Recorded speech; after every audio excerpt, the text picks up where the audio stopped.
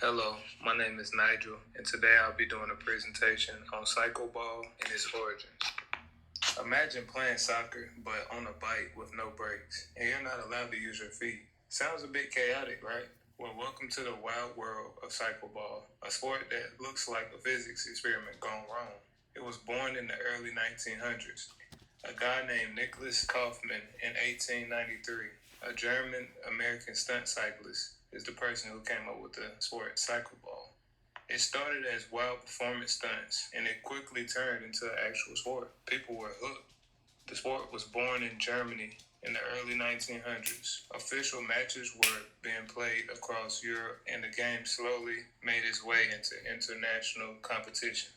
Cycleball carved its own niche, especially in places like Germany, Austria, Switzerland, and Japan. The moral of the story, if you got a bike, a ball, and no fear of falling, you too can be a cycleball pioneer. Here's a video depicting the purpose of cycleball. Cycleball is played by two teams. We are now at the UCI Indoor Cycling World Championships. The World Championships are composed of two disciplines, cycleball and artistic cycling. Let's talk now about cycleball. The World Championships are composed of qualification rounds with 12 teams. The best teams will qualify for semi-final and final.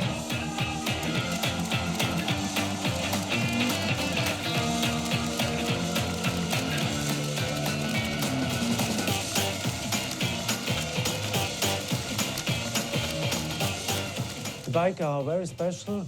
They made it for this sport. The bikes haven't got any gears or a brake. The steering is very special, so you can push the ball into the goal or stand. It's not allowed to use the hands. Only the goalkeeper in the 2 meters round, he can use it. If you have your foot on the ground, so you have to move back behind your goal, and then you can go forward. Or you make a foul, but normally when you make a foul, there gives a free kick or a penalty. To be a good cycleball player, you need a good condition. You must react very quickly. You must be a good team player with your partner. Cycleball is a very fast sport. It's so that every second something happened. You need quite a lot of power, it's speedy, and it's a fight man against man. And this atmosphere goes to the visitors, and then we have a quite big atmosphere in the hall.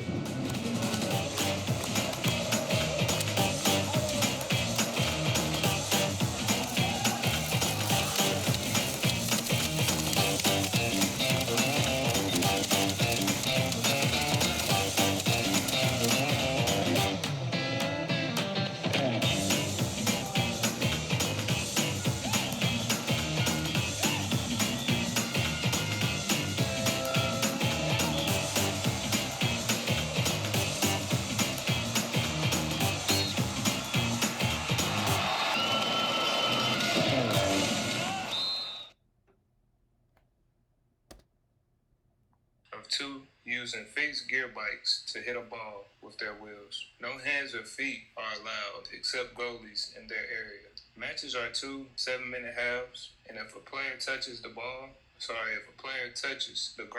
they must ride back to their goal before rejoining. It's fast, strategic, and all about balance and bike control.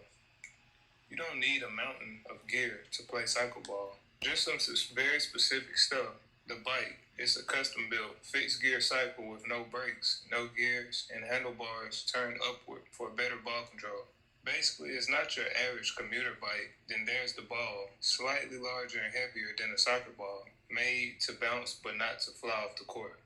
Players wear standard athletic clothing, and while helmets aren't always required, some leagues require helmets or face coverings. Cycleball isn't just about riding a bike. It's a full-on test of motor skills. Players develop skill acquisition by repeating. This is what you get when you mix soccer and bikes. Introducing Cycleball, a unique German sport where players use specially designed bikes to play football. It's much harder than it looks, requiring insane precision, balance, and control to hit the ball exactly where you want it. Would you give this challenging sport a shot?